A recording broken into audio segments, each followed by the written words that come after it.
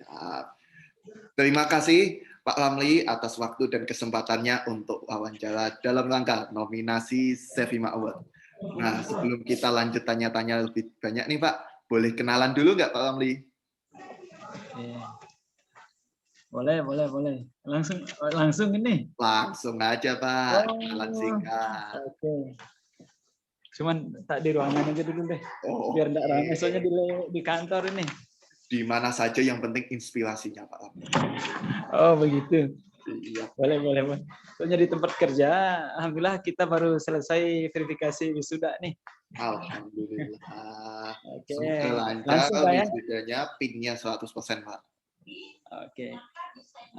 Langsung kenalan ini. Oke Pak, langsung kenalan Pak. Oke. Nama lengkap saya Ramli. Itu cukup pendek, memang sering diketawain dari kecil. Ramli saja, 5 huruf. Jabatan saat ini Kabak PD Dikti Umat. Instansinya Universitas Muhammadiyah Mataram. Saya bertugas dulu sebenarnya ditugaskan di Siaka, cuman saat itu belum jalan dengan baik. Itu sekitar tahun dan ada memang teman saya yang nangani SP itu. Cuman memang mungkin karena keterbatasan juga dilaporkan per 6 bulan. Jadi 6 bulan itu dipanggil kampus lain untuk mengajarinya.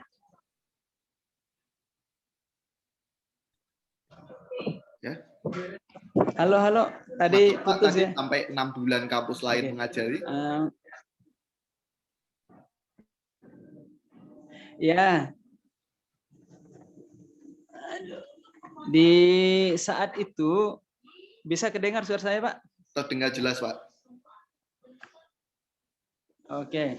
Di saat itu teman saya ini mungkin karena keterbatasan, mungkin karena jarak rentang yang cukup lama, setiap 6 bulan mulai pelaporan itu dia ditatar dulu oleh kampus lain. Jadi tetap kita panggil kampus lain. Akhirnya saya coba-coba ngintip cara kerjanya.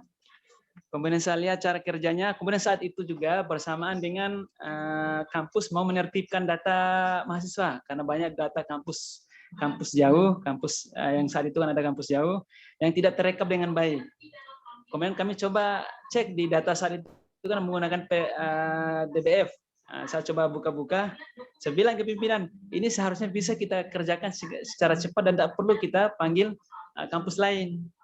Walaupun saya sendiri bukan orang IT, cuma sering bongkar-bongkar saat itu. Akhirnya saya coba bongkar, kemudian langsung dikasih saya untuk nangani itu. Akhirnya sama teman-teman kita input ya sekitar saat itu ya mungkin 7.000-an atau 8.000-an data mahasiswa sekaligus aktivitasnya. Karena dulu itu, karena DBF itu kita bisa menggunakan Excel dengan cepat saat itu. Kemudian, tahun 2010, karena saya itu kan sekedar lapor saja, belum kita tahu verifikasinya. Kemudian 2008-nya saya diminta untuk megang full-nya, verifikasi datanya itu yang lumayan saat S-BAT itu. Kemudian di 2010 ada hibah PHKI itu. Di sana saya diminta mengerjakan data-data lama yang termasuk belum valid dan sebagainya selama 7 tahun, 5 tahun, 6 tahun. Laporan lama. Nah, saat itu saya merasakan pertama kali dapat laptop itu saat itu dikasih. Saya bilang, saya bisa mengerjakan dalam sepekan seluruh data, saya bilang. Tapi kasih kita laptop untuk barang kerja, karena saat itu kan hanya komputer kantor aja, jadi hanya bisa kerja full di kantor. Itu pertama kali saya rasanya memegang laptop itu saat itu. Nah, saat itu saya mengerjakan mandiri di rumah, siang malam sampai kadang sampai pagi, mengerjakan data laporan kampus full 1 pekan sampai selesai. Nah, cuman memang karena kami setelah selesai, karena kami di Sumbawa, Pulau Sumbawa, LLDP-nya di Pulau Bali, ya kami harus mengantarnya ke Bali. Karena mungkin saat itu awal-awal ya kami biasanya jalan darat, ya biasanya berangkat jam 10 malam waktu Indonesia Tengah. Jadi nyampe di dermaga paling 1,5 jam, penyeberangan itu 6 jam. Itu nyampe di Bali jam 4 pagi pas subuh. sholat subuh, kemudian melanjutkan perjalanan dari Dermaga ke Denpasar, itu sekitar sejam. Nah, di sana kadang kami saat itu ada lagi tim verifikasi di Bali sebelum finishing gitu kan, diperiksa dulu, diverifikasi. Di sana Pak bisa 2-3 hari kami nginap. Kadang nginap di sana untuk verifikasi ini. Saya kadang biasa pergi sama bos, kadang kita sewa hotel. Pokoknya kalau belum selesai tak bisa pulang. Itu intinya di sana. Dan itu setelah tahun 2000, saya lupa tadi. Mulai 2008 itu sebenarnya kami bentuk tim kecil, ada sekitar 3-4 orang untuk membantu melaksanakan itu. Cuman memang saat PHK itu saya kerjakan sendiri. Nah, dari tim kecil ini kami menyebar lagi tim per prodi untuk kemudahan data. Karena saat itu siakarnya juga belum sempurna, jadi data itu diambil langsung. Dalam beberapa kesempatan ya kadang datanya tidak ada di tangan, kami menggunakan nilai-nilai standar. Ya, kadang juga ada ada data juga yang kelewat, yang hari ini menjadi masalah harus kami perbaiki. Ya, saya kira suka dukanya seperti itu aja lah. Selain kami bawa data ke Bali, kadang juga LLDikti sendiri saat itu Kopertis itu ke Mataram. Nah, di sana biasanya mereka nginap di hotel, kami biasanya sampai kadang ke tengah malam sampai subuh nginap di sana dalam rangka verifikasi validasi. Yang berkesan di pelaporan PDPT yang lama itu justru validasinya ini bisa tidak pulang Pak, karena validasi data ini. Karena apa? Bisa jadi kita mengerjakan apps bed di komputer kita atau laptop kita sudah oke, tapi ketika divalidasi oleh sistem di LDikti, Kopertais saat itu, kadang tidak valid. Setelah kami teliti, ternyata kalau sudah dilaporkan KRS-nya di pelaporan sebelumnya, itu harus diisi, tak bisa dihapus ternyata. Kalau dihapus, memang di lokal kita kehapus, tapi di server di laptop LDikti tetap ada. Itu sehingga sering menjadi masalah. Kemudahan pengerjaan PDPT ini sebenarnya mulai ada ketika ada feeder. Itu sangat nyaman sekali, walaupun dengan berbagai kesulitan datanya, karena kita tidak bisa lagi langsung ekspor dari Excel, kecuali menggunakan beberapa aplikasi. Ada aplikasinya web client-nya Pak Ayuba atau Pak macam-macam lah, kita coba-coba sampai saya temukan Sevima itu. Kemudian di masa itu juga di situ saya mulai beraktivitas kontak-kontakan sama teman-teman. Kontakan yang sering saat itu, yang sering sekali itu FB. Beberapa tahun kemudian baru kita coba ke WA, bikin grup LDikti juga, kemudian nyasar sampai ke Telegram. Nah, di sini baru saya aktif betul itu karena lamanya kerja mungkin dibanding teman-teman yang lain. Nah, saya biasanya di waktu kerja itu sambil bekerja itu lihat pesan, saya jawab. Jadi aplikasi saya sebenarnya semuanya di komputer. Jarang saya menggunakan HP. Karena saya menyimpan di sana sambil kerja, kalau ada pesan masuk ya saya sekedar jawab 1-2 kalimat. Kira-kira berbagi pengalaman lah, karena kita kan lebih lama mengerjakan PDPT, tahu seluk-beluknya, insya Allah di teman-teman yang baru ya kita bertukar pengalaman. Kenapa begitu? Karena walau alamnya di pengalaman kami di banyak kampus, ternyata kampus itu mempekerjakan tim PDPT itu bukan tim yang bukan tim permanen. Jadi kapan dibutuh dipanggil, kadang ya tidak suka diberhentikan, sehingga operator penggantinya kadang tidak nyambung sama sekali, sehingga memang di grup-grup itu cukup ramai karena banyaknya operator baru sebenarnya. Operator lama sendiri karena seiring dengan pengalaman itu insya Allah bisa lah. Cuman kebanyakan yang bertanya kan rata-rata kan operator baru, jadi pertanyaan standar saja sebenarnya. Jadi kita bisa berbagi pengalaman yang pengalaman yang biasa kita kerjakan, kita share ke teman-teman yang baru ya. Dan rasanya terus terang secara pribadi ketika share pengalaman itu ada rasa kebahagiaan bisa membantu teman-teman sesama operator, apalagi itu operator baru. Nah, kalau dari medianya ya biasanya itu saja, kalau enggak Telegram, FB, ya WA. Saya sendiri aktif betulnya justru di Telegramnya karena lebih simpel. Karena kita tidak membutuhkan HP untuk memakainya, cukup dipasang di komputer, kapan kita butuh langsung buka. Kalau WA itu memang kelemahannya harus on HP-nya. Itu kalau di WA. Luar biasa, berarti Kemudian membantu teman-teman operator itu lewat Telegram dan berbagai macam media sosial ya Pak. Nah, tadi Pak masih bikin penasaran nih Pak, waktu Pak Ramli ke Bali untuk validasi, itu tahun berapa ya Pak kalau masih ingat Pak? itu dari tahun 2007. Jadi pertama kali sama teman-teman itu kan saya kerja 2006, 2007 sampai 2008 kita diminta menginput data kampus-kampus Jawa yang keteter. Karena operator lama walaupun dipanggil tadi itu ternyata ya mengerjakan ala kadarnya, masih banyak data tidak input. Sehingga realnya di kampus itu banyak sekali mahasiswa. Setelah kami cek di PDPT yang terlapor cuma 700 mahasiswa, sementara mahasiswa kami ribuan. Jadi saat itu jadi pertama kali saya memegang full di PDPT, diminta sama pimpinan. Setelah kita tunjukkan, kita bisa menggunakan cara cepat daripada ngisi manual lewat SBET bisa berminggu-minggu. Saya bilang kita cukup mengerjakan secara Excel. Yang penting kami sediakan datanya. Walaupun di lapangan juga saat itu data tidak tersedia langsung.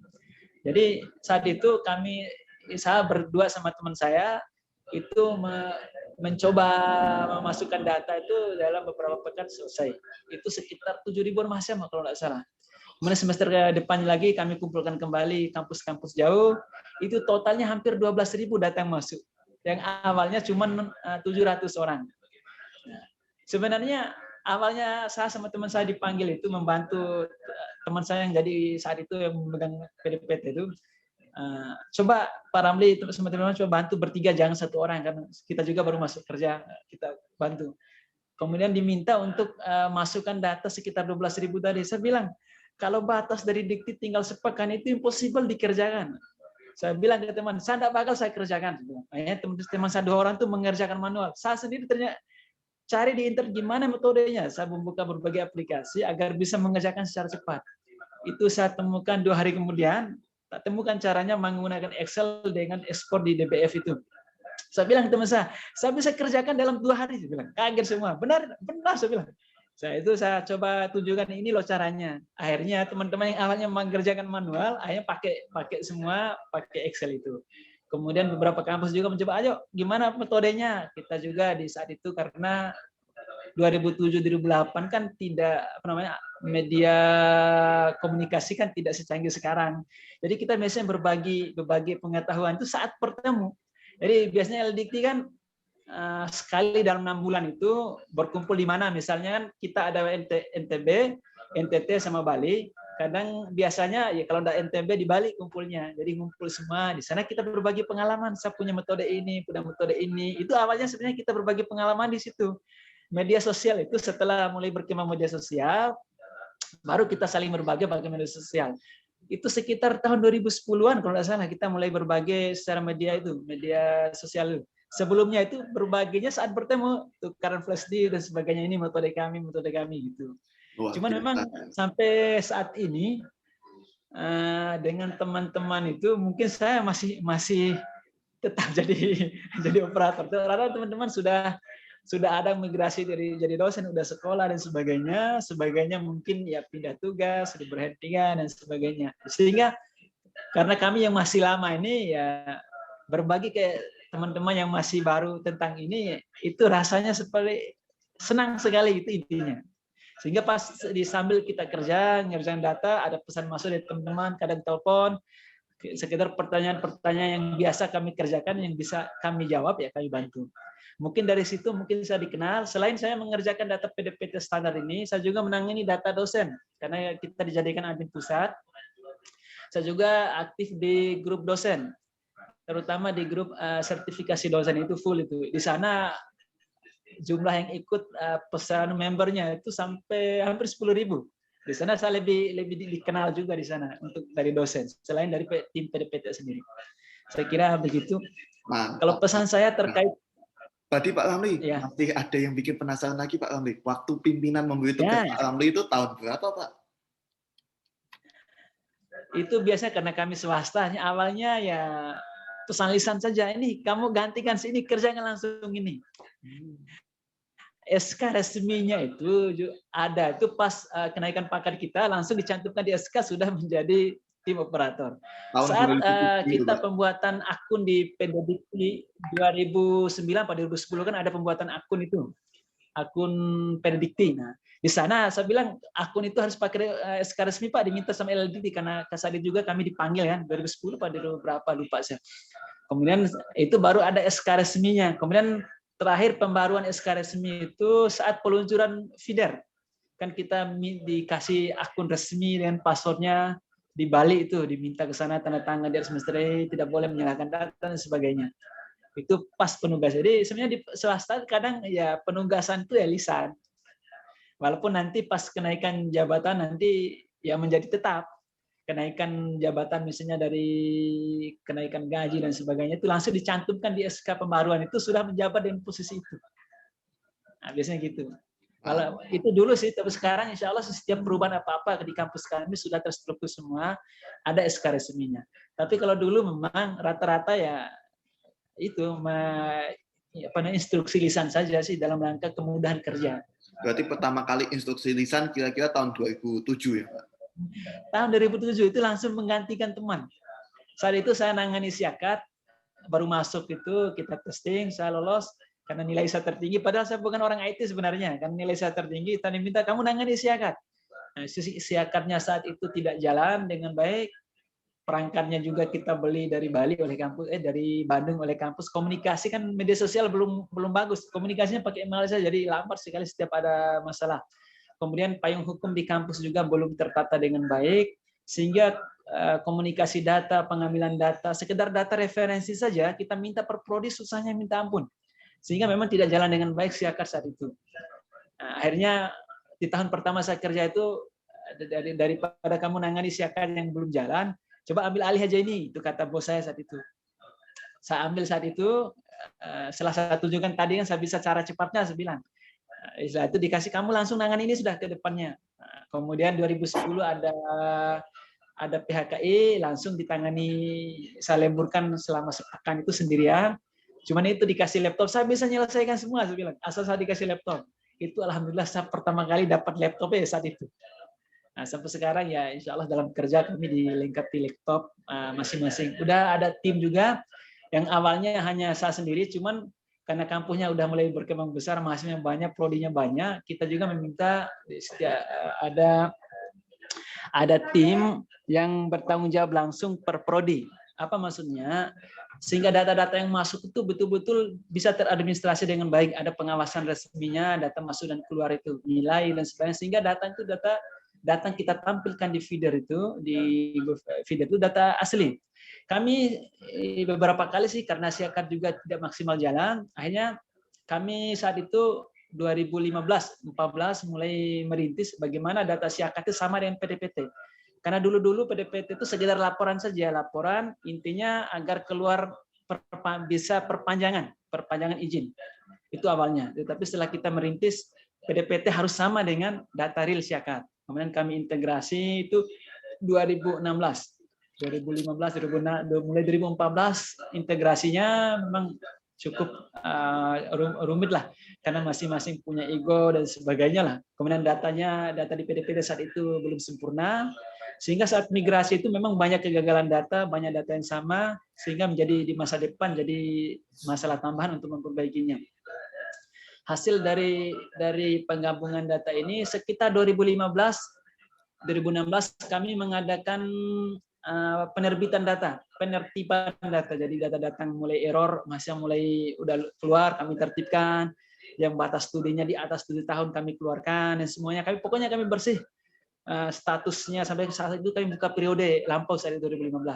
Sekitar beberapa tahun kami buka, kita normalkan walaupun tidak semuanya untuk nilai, tetapi untuk AKM sama data massa itu sudah bersih. Tidak ada data massa bermasalah secara profilnya dan sebagainya. Sehingga pas tahun 2016 tadi kan 2016 itu ada isu akan ada PIN di tahun berikutnya, sehingga center di kampus 17 saya bilang ke bos, data kita insya Allah siap untuk PIN, saya bilang. Sehingga pas peluncuran PIN pertengahan 2017 sampai karena heboh sekali di LDT kami terkait PIN ini 2016 itu 2017 awal, sehingga APTISI saat itu mengeluarkan edaran sekitar bulan 6 mulai edarannya. Kalau ada kampus yang wisuda LD8 itu usahakan tanggalnya sebelum September, walaupun wisudanya setelah September, agar tidak terkena kewajiban PIN. Karena edaran saat itu kan mulai September akan keluar PIN. Saya bilang ke bos, coba kita ikut dulu pelatihan, karena Agustus tahun 2017 itu ada pelatihan PIN dari Bali, mungkin termasuk LD yang awal-awal dapat pelatihan PIN. Itu Pak Didi sendiri yang datang saat itu. Saat pelatihan kita cek, yang penting data kita beres di PDPT, laporannya oke, seharusnya PIN itu bisa. Akhirnya kami pulang dari pelatihan itu, kami sosialisasi di kampus bahwa September 2017 pakai PIN. Alhamdulillah bisa pakai dan sukses. Luar biasa, Pak Ramli, sangat inspiratif. Terakhir nih Pak, pesan-pesan untuk teman-teman operator Indonesia. Apa ya? Untuk pesan kesan ini karena ditanya langsung, ini saya belum berpikir sebenarnya. Tapi kira-kira begini, menjadi operator itu adalah menjadi manusia tangguh, manusia super. Di kampus, orang tahunya itu operator itu tahu segalanya. Apa saja terkait dikti harus tahu. Ketika operator kurang paham masalah itu akan dikatain macam-macam lah. Yang intinya operator itu jangan sampai kudet, jangan sampai tidak mencari informasi, jangan sampai tidak bertanya ke grup. Aktiflah di grup manapun yang bisa menambah wawasan kita tentang pelaporan dikti. Bukan hanya pelaporan PDPT, termasuk pelaporan data dosen kayak Sinta dan sebagainya. Karena apa? Dosen tahunya itu operator yang tahu segala hal. Tahu segala hal. Ketika ada masalah, tahunya hanya operator yang bisa kerjakan. Padahal kan operator kan bukan juga malaikat dan gitu. Tapi permintaan di kampus itu memang seperti itu. Sehingga memang dengan saya sendiri pun, dengan seperti itu, harapan saya kalau bisa teman-teman di operator itu operator tetap. Karena kalau diganti di dalam kampus itu, ya ulang lagi dari nol. Bukan sekedar ulang pengetahuannya, tapi ulang koneksi. Sebab ketika mengerjakan data kita berhubungan dengan banyak orang, kita mempunyai kontak orang-orang penting yang bisa membantu kita memudahkan pengerjaan. Kadang teman-teman sebagai contoh, membuka periode lampau saja itu bisa 2-3 bulan karena apa? Kurang pahamnya sistem. Selain sistem bisa surat menyurat, kan kita juga memerlukan orang-orang bisa kita hubungi untuk mempermudah proses itu. Kalau kita kirim surat bisa jadi ya mungkin sehari 2 hari atau sepekan baru nyampe. Tapi kalau bisa kita punya kontak orang-orang yang berada di situ kan bisa kita kirim lewat email itu lebih cepat. Sehingga memang operator itu kalau harapan saya itu orang tetap, jangan sampai diganti. Karena itu tadi selain kemudahan kampusnya untuk kemudahan pengurusan datanya, operator juga wawasannya lebih luas daripada operator yang baru diganti. Itu kalau pesan saya ya kalau bisa operator yang pertama operator itu tetap. Yang kedua, kesejahteraannya. Ini terus terang data Tridharma kampus yang ada di kampus, ya, Tridharma dosen apa segala itu, yang kerjakan operator. Walaupun ada Sinta, Sister itu, kalau dosen-dosen muda bisa jadi dia ngerjakan sendiri, tapi separuh dari dosen itu biasa meminta bantuan operator. Nah, sementara hasilnya nanti, misalnya dosen mengerjakan data Tridharma, dapatlah dia Serdos. Paling tidak ada perhatian dari dikti terkait ini. Coba sekiranya operator ini mogok, tak ada laporan selesai. Sekiranya, itu maksud saya, itu harusnya ada perhatian lebih dari pusat terkait operator ini nasibnya.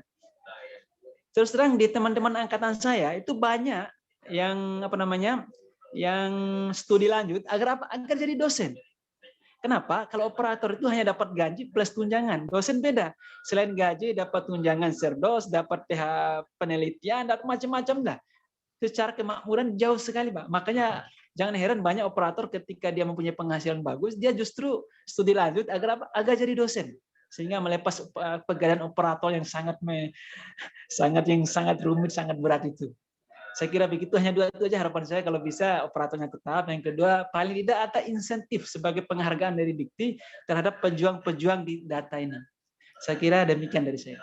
Oke Pak Ramli, terima kasih atas kesempatannya yang luar biasa, ceritanya inspiratif, menginspirasi teman-teman operator nantinya. Salam hangat buat semua teman-teman di Muhammadiyah Mataram ya Pak. Yes. Oh iya Pak Ramli, ada yang titip salam juga nih Pak. Halo Pak. Halo Pak. Lagi bareng-bareng nih Pak, kebetulan Pak di kantor Pak. Pak Ramli. Pak Ini Ramli saya- paling jos pokoknya. Saya kalau disuruh pilih jadi Pak Ramli. Ini ruangan saya sebenarnya ruangan saya di depan WR1. Ini ruangan WR1 sebenarnya ini saya pakai. Ini beliau sendiri sedang rapat pelaporan hasil verifikasi wisuda. Ini tambah sedikit ya. Kami sendiri di Muhammadiyah verifikasi itu menggunakan data dikti langsung. Kami sudah menggunakan satu data hari ini. Jadi data kalau memang dia tidak ngambil KRS ya sudah out. Data IPK dan sebagainya itu data dari dikti langsung. Itu hari ini alhamdulillah. Ya, tadi hari ini Ketua Panitia Verifikasi sama WR1 sedang melaporkan di rapat pimpinan hasil pekerjaan verifikasi selama 2 pekan. Saya kira demikian. Semoga lancar, ijazahnya full keluar semua PIN-nya, Pak. Amin, amin, amin.